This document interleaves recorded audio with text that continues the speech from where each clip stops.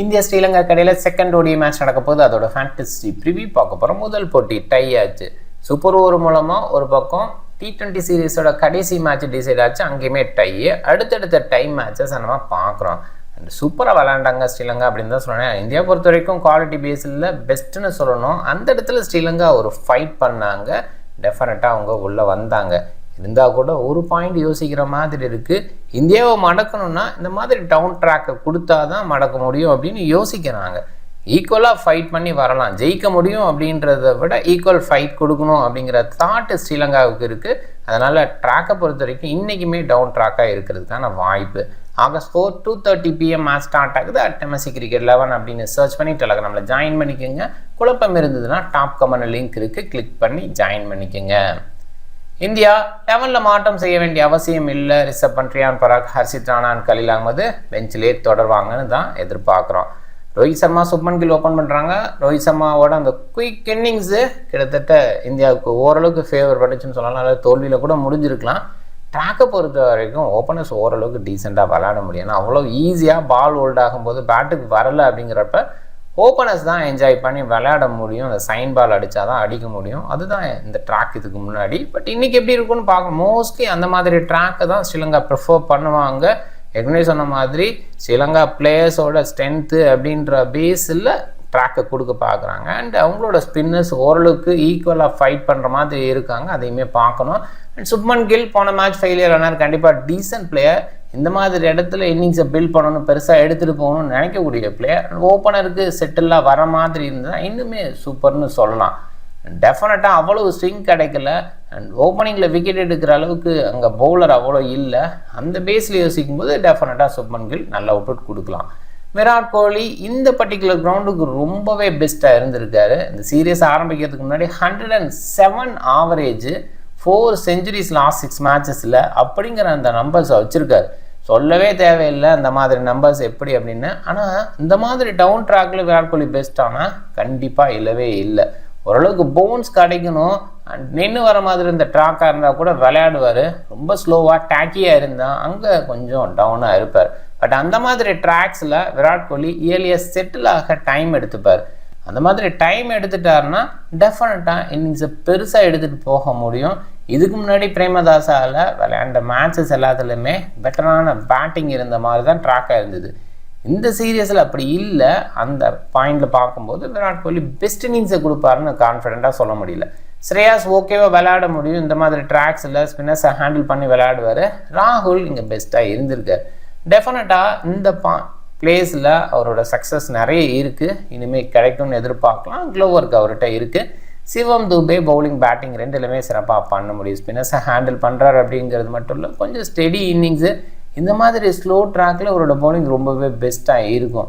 Washington Sundar under ரேட்டட்னு தான் சொல்லணும். சில ஸ்பின்னர்ஸ் இருக்கனால இவருக்கான வாய்ப்பு குறைவாக இருக்குது. இன்னும் சொல்லப்போனால் ஜடேஜா, அக்சரு இவங்களை கம்பேர் பண்ணும்போது வாஷிங்டன் ஒரு பாயிண்டில் பெட்டராக சொல்லலாம். பேட்டிங் பேஸில் ஒரு எட்ஜ் இருக்குது. ஓப்பனிங் பொசிஷனில் இறக்கலாம், எந்த இடத்துல வேணாலும் இறக்கி அவரை கொண்டு போகலாம். போன மேட்ச்சே ஒரு லெஃப்ட் ஹேண்டர் தேவைங்கிறதுனால ப்ரொமோட் பண்ணாங்க. இவர் பயன்படுத்திக்கலாம், அந்த இடத்துல எளியாக அவுட் ஆகிட்டார். பட் கண்டிப்பாக குவாலிட்டி பேட்டிங்கை ஓரளவு கொடுக்க முடியும். இன்னொரு இடம் சொல்லணும்னா எக்கனாமி பேஸில் டெஃபினட்டாக பெஸ்ட்டாக இருப்பார். ஒரு T20 இருக்கட்டும், இல்லை இந்த மாதிரி ஃபார்மேட்டாக இருக்கணும், எக்கனாமி பெஸ்ட்டாக இருக்கும். கரெக்டான லைனை நிறுத்துவார். ஃப்ளைட் பண்ணி நிறைய போடாட்டி கூட ஃப்ளாட்டராக போட்டு பேட்ஸ்மேனை கஷ்டப்படுத்துவார். விக்கெட் பேஸில் பெஸ்ட் காலம் அப்படின்னு கொடுக்க முடியாட்டி கூட கண்டிப்பாக கண்ட்ரோல் பண்ண முடியும்னா வாஷிங்டனால முடியும். அந்த அளவுக்கு பெஸ்ட்டாக தான் இருக்கார். இந்த மேட்ச்சில் இருப்பார் தொடர்ந்து அப்படின்னு தான் எதிர்பார்க்குறோம். அக்சர் பட்டேல் சூப்பரான டிஸ்பிளே ரீசெண்ட் டேஸில் கொடுத்துட்ருக்கார். பவுலிங் பேட்டிங் ரெண்டுலேயுமே சிறப்பாக பண்ணுறாரு. குல்தீப் இந்த ஃபார்மேட்டுக்கு பெஸ்ட் பவுலர்னே சொல்லலாம். இந்த ரெண்டு பேர்த்த கம்பேர் பண்ணும்போது கண்டிப்பாக பெஸ்ட் பவுலர். விக்கெட் டேக்கிங்கில் பெஸ்ட்டாக இருக்கிறதுனால சூப்பர்னு சொல்லணும். சொல்லப்போனால் T20 நல்ல அவுட்புட் தான் கொடுக்குறாரு.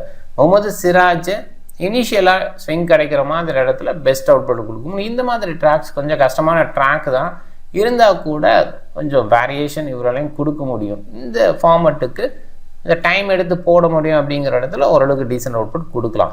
ஆஸ்தீப் ஏர்லி ஸ்விங்கு லேட்டர் பேஸில் வெரைட்டி அப்படிங்கிற மாதிரி 2 கான்செப்டில் இருக்கார். அது சக்ஸஸை கொடுக்குது. இந்த இடத்துல ஒரு சக்ஸஸ்ஃபுல்லாக இருக்கலாம். ஸ்ரீலங்கா மாற்றம்னு யோசிச்சா சிராஸ் அந்த அளவுக்கு பயன்படலை. இந்த கண்டிஷனுக்கு அவரோட தேவை அவ்வளவா இல்லை. அதனால அந்த இடத்துல இன்னொரு ஸ்பின்னர் அப்படிங்கிற மாதிரி தீக்ஷனாவை எடுத்துகிட்டு வருவாங்களா பார்க்கணும். இன்னொரு பக்கம் கருணரத்னை எடுத்துகிட்டு வந்தால் பேட்டிங் பேஸ்லேயும் பெஸ்ட் அவுட்புட் கொடுக்கலாம்.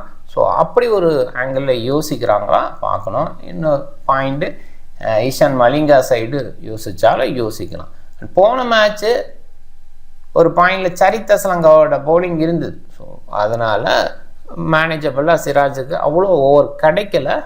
இந்த மேட்ச் பொறுத்த வரைக்கும் தீக்ஷன் அவ்வளோ வரதுக்கான வாய்ப்புன்னு யோசிக்கலாம். ஃபாஸ்ட் பாலர் பேஸில் அசித ஃபெர்னாண்டஸ் சிராஜ் தான் இருந்தாங்க. அவ்வளோ அவங்களுக்கு ஓவர் போட வைக்கல. அப்படிங்கும்போது இந்த ஒரு விஷயத்த பண்ணலாம். தேவைப்பட்ட ஜனித்தலேகனுக்கே பவுல் பண்ணுவார். அவரோட பவுலிங் நம்ம பார்த்துருக்கோம். அப்படி யூஸ் பண்ணிக்கலாம். பண்ணுவாங்களா? ட்ராக் பேஸில் தான் அதை யோசிக்கணும். போன மேட்ச் மாதிரி ட்ராக் கொடுத்தா அந்த மாதிரி தான் யோசிப்பாங்கன்னு நம்புகிறேன். 10 நிசங்கா அவிஸ்கா ஃபெர்னாண்டோ ஓப்பன் பண்ணுறாங்க. நிசங்கா ஒரு நல்ல ஸ்டார்ட்டு. இந்த மாதிரி ட்ராக்ஸில் எப்பயுமே ஓப்பனர்ஸ் பெட்டராக விளையாடுவாங்க. கொஞ்சம் டவுன் ட்ராக் அப்படின்னா ஓப்பனர்ஸ் பெட்டராக விளையாடுவாங்க. பால் ஓல்டாக அவ்வளோ ஈஸி கிடையாது பேட்டர்ஸுக்கு. ஸோ அந்த பேஸில் நல்ல அவுட்புட் நிசங்கா கொடுத்தாரு. அண்ட் எலி ஸ்விங் கிடைக்கிற இடத்துல கூட நல்லா விளையாடக்கூடிய பிளேயராக நான் போன மேட்ச்சு கூட சொல்லியிருந்தேன். ஹார்ட்னஸ் இருக்கிற ட்ராக்ஸில் எப்பயுமே பெஸ்ட் அவுட்புட் 10 நிசங்காவால் கொடுக்க முடியும். குசல் மெண்டிஸ் ஃபஸ்ட்டு 10 ஓவருக்குள்ளே பேட் பண்ண ஆரம்பித்தார்னா அதில் சக்ஸஸ் அவ்வளோவா கிடைக்கல. அதை நம்ம சொல்லியிருந்தோம். போன மேட்சும் அப்படி தான் முன்னாடியே வந்தார். அந்த சக்ஸஸ் கிடைக்கல அப்படிங்கிறத பார்த்தோம். சதுர சமர விக்ரமா சூப்பர் பிளேயர், பாலுக்கு ரியாக்ட் பண்ணுவார். இருந்தால் கூட சில நேரங்களில் அந்த ஸ்லோ பால் வெரைட்டி கொடுக்கும்போது மாட்டிக்கிறாரு. சரித் அசலங்கா பவுலிங் பேஸ்லேயே இருக்கிறதுனால ஒரு கன்சிடரபிள், ஆனால் டீசன்ட் பிளேயர், நல்லா பண்ணுறாரு. மேக்ஸிமம் ஃபர்ஸ்ட் மேட்ச்சில் ஏதாவது ஒரு வகையில் ட்ரீம் டீமுக்குள்ளே வந்தார். போன மேட்ச்சுமே அப்படி தான் வந்தார். லியானகே டாப் ஆர்டு கொஞ்சம் டவுனாக இருக்கிற இடத்துல இவரோட அவுட்புட் நல்லா இருந்திருக்கு. இந்த மேட்ச்லேயும் அந்த மாதிரி ஒரு விஷயத்தை எதிர்பார்க்குறோம். போன மேட்ச் ஒரு பார்ட்னர்ஷிப் வெள்ளலகையோட கொண்டு போனார். இன்னுமே பெட்டர் அவுட்புட் கொடுத்துருக்கலாம். அந்த குவாலிட்டி அவர்கிட்ட இருக்குது. வெள்ளலகே ஹசரங்கா வேறு லெவல் பவுலிங் கொடுத்தாங்க. அதில் குறிப்பாக வெள்ளலகையோட பேட்டிங் இன்னிங்ஸ் தான் ஸ்ரீலங்காவுக்கு ஒரு டைம் மேட்ச் ஏற்படுத்தி கொடுத்துச்சுன்னே சொல்லலாம்.